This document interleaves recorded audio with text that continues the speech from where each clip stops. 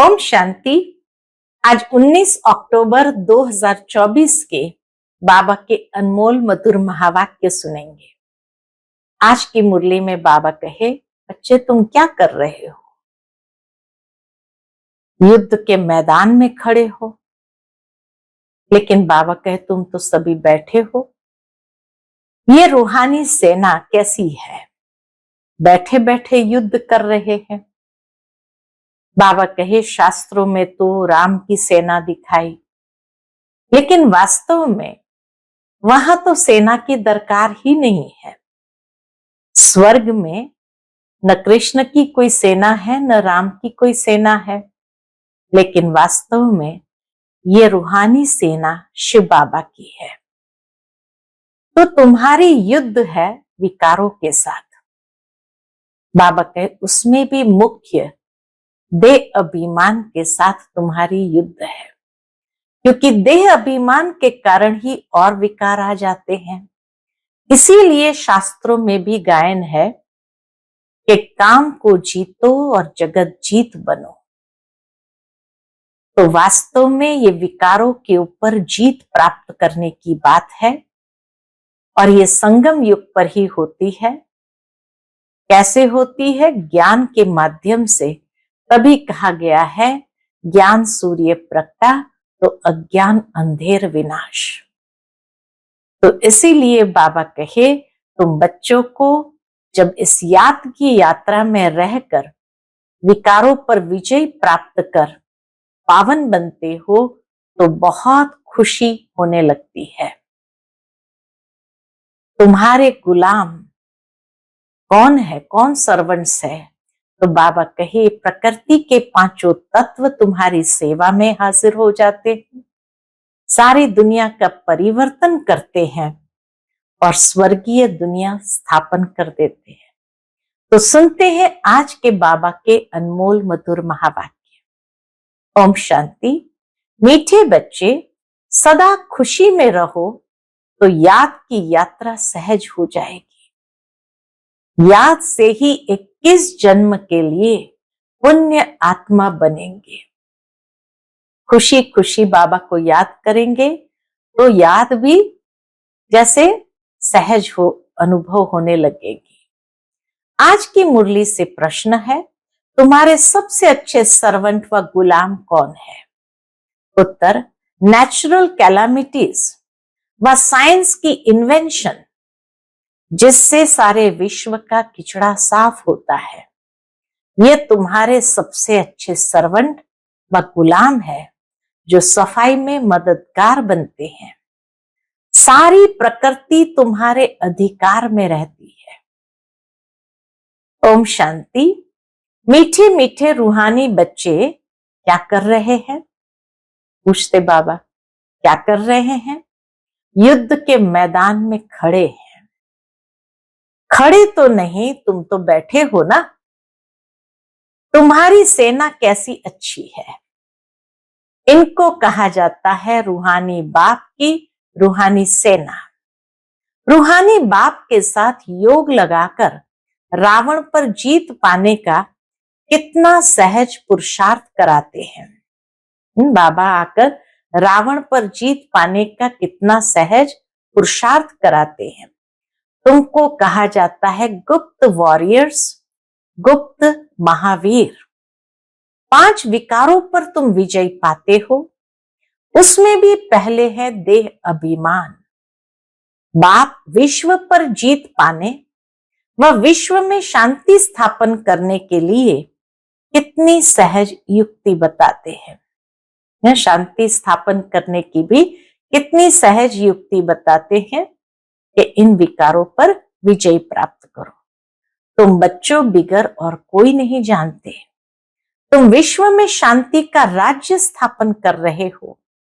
वहां अशांति, दुख, रोग का नाम निशान नहीं होता। ये पढ़ाई तुमको नई दुनिया का मालिक बनाती है। बाप कहते हैं मीठे मीठे बच्चों, काम पर जीत पाने से तुम 21 जन्म के लिए जगत जीत बनते हो। ये तो बहुत सहज है। तुम हो शिव बाबा की रूहानी सेना। राम की बात नहीं, कृष्ण की भी बात नहीं है। राम कहा जाता है परमपिता परमात्मा को। बाकी वह जो राम की सेना आदि दिखाते हैं वह सब है रॉन्ग। गाया भी जाता है, ज्ञान सूर्य प्रगटा, अज्ञान अंधेर विनाश।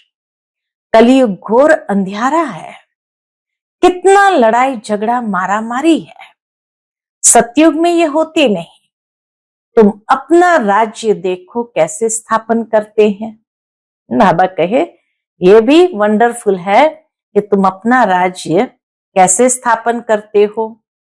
कोई भी हाथ पांव इसमें नहीं चलाते हो। इसमें देह का भान तोड़ना है। अपना राज्य स्थापन करने के लिए देह का भान तोड़ना है, बाकी कोई हाथ पैर नहीं चलाना है। घर में रहते हो तो भी पहले ये याद करो, हम आत्मा है, देह नहीं। तुम आत्मा ही 84 जन्म भोगती हो। अभी तुम्हारा ये अंतिम जन्म है। पुरानी दुनिया खत्म होनी है। इसको कहा जाता है पुरुषोत्तम संगम युग, कलीप युग। इसको कहा जाता है पुरुषोत्तम संगम युग का भी लीप युग। छोटी चोटी होती है ना, ब्राह्मणों की चोटी मशहूर है। बाप कितना सहज समझाते हैं। तुम हर 5000 वर्ष के बाद आकर बाप से ये पढ़ते हो, राजाई प्राप्त करने के लिए। ये पढ़ाई है ही राजाई प्राप्त करने के लिए। एम ऑब्जेक्ट भी सामने है। शिव बाबा से हमको यह बनना है। तो बाबा क्या कहते? हाँ बच्चों, क्यों नहीं। लक्ष्मी नारायण के चित्र को देखकर कहते हैं शिव बाबा से हमको ये बनना है। तो बाबा कहते हाँ बच्चों, क्यों नहीं। सिर्फ दे अभिमान छोड़ अपने को आत्मा समझ मुझ बाप को याद करो तो पाप कट जाए। तुम जानते हो इस जन्म में पावन बनने से हम 21 जन्म पुण्य आत्मा बनते हैं। फिर उतराई शुरू होती है। सतयुग के बाद फिर उतराई शुरू होती है। यह भी जानते हो हमारा ही 84 का चक्र है। सारी दुनिया तो नहीं आएगी। 84 के चक्र वाले और इस धर्म वाले ही आएंगे। सतयुग और त्रेता बाप ही स्थापन करते हैं, जो अब कर रहे हैं। फिर द्वापर कलयुग रावण की स्थापना है। रावण का चित्र भी है ना, ऊपर में गधे का शीश है। विकारी टट्टू बन जाते हैं। तुम समझते भी हो हम क्या थे। यह है ही पाप आत्माओं की दुनिया। पाप आत्माओं की दुनिया में करोड़ों आदमी है। कलयुग में कितने करोड़ों आदमी हैं। पुण्य आत्माओं की दुनिया में होते हैं 9 लाख शुरू में। तुम अभी सारे विश्व के मालिक बनते हो। ये लक्ष्मी नारायण विश्व के मालिक थे ना। स्वर्ग की बादशाही तो जरूर बाप ही देंगे। बाप कहते हैं मैं तुमको विश्व की बादशाही देने आया हूं। अब पावन जरूर बनना पड़े। सो भी अंतिम जन्म मृत्यु लोक का पवित्र बनो। इस पुरानी दुनिया का विनाश सामने तैयार है। बॉम्ब्स आदि सब ऐसे तैयार कर रहे हैं जो वहां घर बैठे खलास कर देंगे। कहते भी है घर बैठे पुरानी दुनिया का विनाश कर देंगे। ये बॉम्ब्स आदि घर बैठे ऐसे छोड़ेंगे जो सारी दुनिया को खत्म करेंगे। तुम बच्चे घर बैठे योग बल से विश्व के मालिक बन जाते हैं। तुम शांति स्थापन कर रहे हो योग बल से, वह साइंस बल से सारी दुनिया खलास कर देंगे। वह तुम्हारे सर्वेंट है, तुम्हारी सर्विस कर रहे हैं। नेचुरल कैलेमिटीज साइंस के साधन बाबा कहे ये सब तुम्हारे सर्वेंट है, तुम्हारी सर्विस कर रहे हैं। पुरानी दुनिया खत्म कर देते हैं। नेचुरल कैलेमिटीज आदि ये सब तुम्हारे गुलाम बनते हैं। सारी प्रकृति तुम्हारी गुलाम बन जाती है। सिर्फ तुम बाप से योग लगाते हो, तो तुम बच्चों के अंदर में बड़ी खुशी होनी चाहिए। ऐसे बिलवेड बाप को कितना याद करना चाहिए। यही भारत पूरा शिवालय था। सतयुग में संपूर्ण निर्विकारी, यहां है विकारी। अभी तुमको स्मृति आई है, बरोबर बाप ने हमें कहा है, hear no evil, see no evil, talk no evil. बाबा कहे अब तुम्हें स्मृति आई है कि बरोबर बाप ने हमें कहा है, hear no evil, see no evil, talk no evil. गंदी बातें मत सुनो, मुख से बोलो भी नहीं। बाप समझाते हैं, तुम कितने डर्टी बन गए हो, मैले बन गए हो। तुम्हारे पास तो अथाह धन था, तुम स्वर्ग के मालिक थे, अभी तुम स्वर्ग के बदले नरक के मालिक बन पड़े हो। यह भी ड्रामा बना हुआ है। हर 5000 वर्ष बाद तुम बच्चों को हम रौरो नरक से निकाल स्वर्ग में ले जाता हूं। रूहानी बच्चे, क्या तुम मेरी बात नहीं मानेंगे? कितना प्यार से बाबा कहते, रूहानी बच्चे क्या तुम मेरी बात नहीं मानेंगे? परमात्मा कहते हैं तुम पवित्र दुनिया का मालिक बनो, तो क्या नहीं बनेंगे? विनाश तो जरूर होगा। इस योग बल से ही तुम्हारे जन्म जन्मांतर के पाप कटेंगे। बाकी जन्म जन्मांतर के पाप कटने में टाइम लगता है। बच्चे शुरू से आए हुए हैं, 10% भी योग नहीं लगता है, इसलिए पाप कटते नहीं हैं। नए नए बच्चे झट योगी बन जाते हैं तो पाप कट जाते हैं और सर्विस करने लग पड़ते हैं। तुम बच्चे समझते हो अब हमको वापस जाना है, बाप आया हुआ है ले जाने। पाप आत्माएं तो शांतिधाम सुखधाम में जा न सके, वह तो रहती है दुखधाम में। इसलिए अब बाप कहते हैं मुझे याद करो तो तुम्हारे पाप भस्म हो जाए। अरे बच्चे गुलगुल फूल बन जाओ। बाबा कहते अरे बच्चे गुलगुल फूल बन जाओ, दैवी कुल को कलंक नहीं लगाओ। तुम विकारी बनने के कारण कितने दुखी हो गए हो, यह भी ड्रामा का खेल बना हुआ है। पवित्र नहीं बनेंगे तो पवित्र दुनिया स्वर्ग में नहीं आएंगे। भारत स्वर्ग था, कृष्णपुरी में था, अभी नरकवासी है। तो तुम बच्चों को तो खुशी से विकारों को छोड़ना चाहिए। विष पीना फट से छोड़ना है। विष पीते पीते तुम वैकुंठ में थोड़ी जा सकेंगे। अभी यह बनने के लिए तुमको पवित्र बनना है। तुम समझा सकते हो इन्होंने ये राजाई कैसे प्राप्त की। लक्ष्मी नारायण ने ये राजाई कैसे प्राप्त की है? राजयोग से। ये पढ़ाई है ना, जैसे बैरिस्ट्री योग सर्जन योग होता है, सर्जन से योग तो सर्जन बनेंगे। सर्जन से योग लगाएंगे तो बाबा के सर्जन बनेंगे। यह फिर है भगवान वाच। रथ में कैसे प्रवेश करते हैं? कहते हैं बहुत जन्म के अंत में मैं इनमें बैठ तुम बच्चों को नॉलेज देता हूं। जानता हूं यह विश्व के मालिक पवित्र थे, अब पतित कंगाल बने हैं, फिर पहले नंबर में ये जाएंगे। इसमें ही प्रवेश कर तुम बच्चों को नॉलेज देते हैं। बेहद का बाप कहते बच्चे पवित्र बनो तो तुम सदा सुखी बनेंगे। सतयुग है अमर लोक, द्वापर कलयुग है मृत्यु लोक। कितना अच्छी रीति बच्चों को समझाते हैं। यहां देही अभिमानी बनते हैं, फिर देह अभिमान में आकर माया से हार खा लेते हैं। द्वापर के बाद देह अभिमान में आकर माया से हार खा लेते हैं। माया की एक ही तोप ऐसी लगती है जो एकदम गटर में गिर पड़ते हैं। बाबा कहे मधुबन में आते हैं तो देही अभिमानी बनते हैं, फिर यहां से जाते हैं तो माया से हार खा लेते हैं।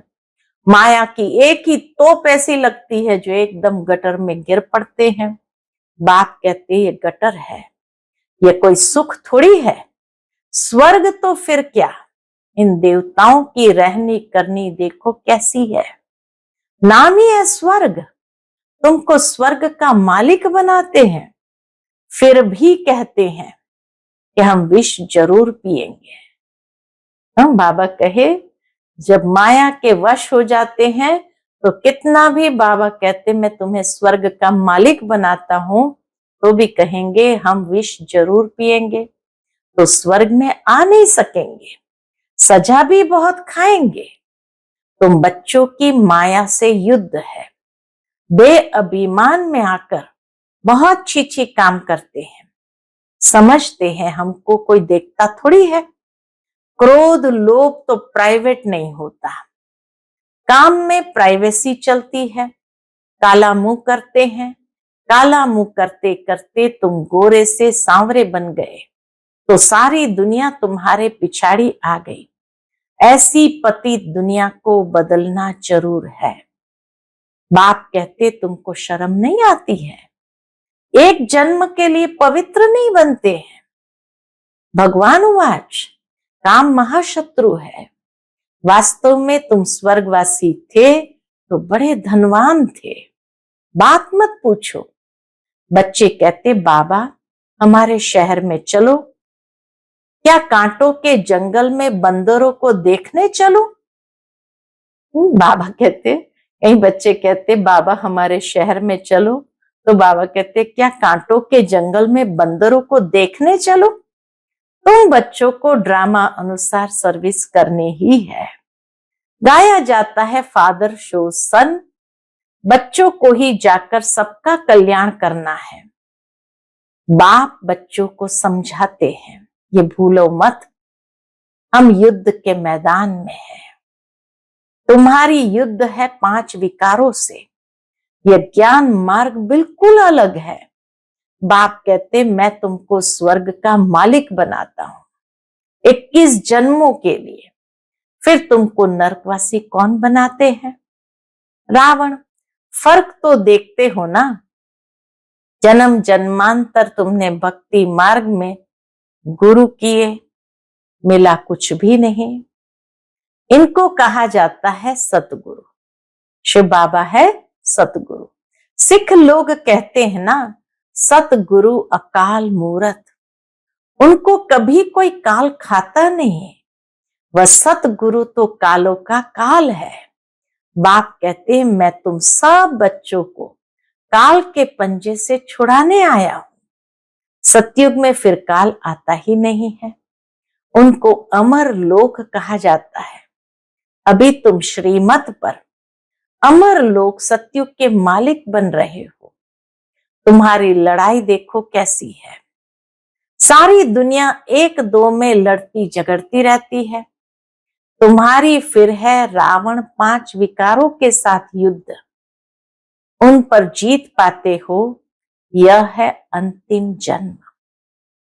बाप कहते मैं गरीब निवास हूं, यहां आते ही गरीब है, शाहूकार की तो तकदीर में ही नहीं है।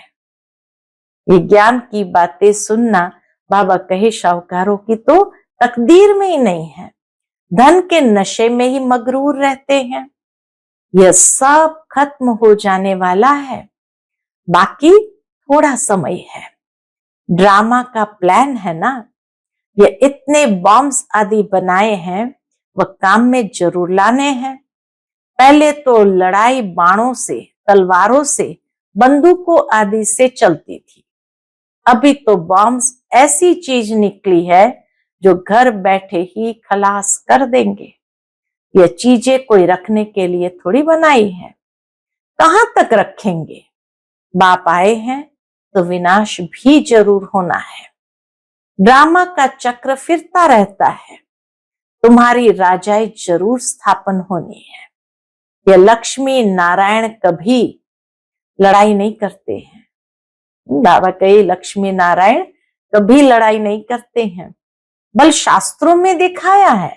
असुर और देवताओं की लड़ाई हुई, परंतु वह सतयुग के देवताएं और वह असुर कलयुग के, दोनों मिलेंगे कैसे जो लड़ाई होगी।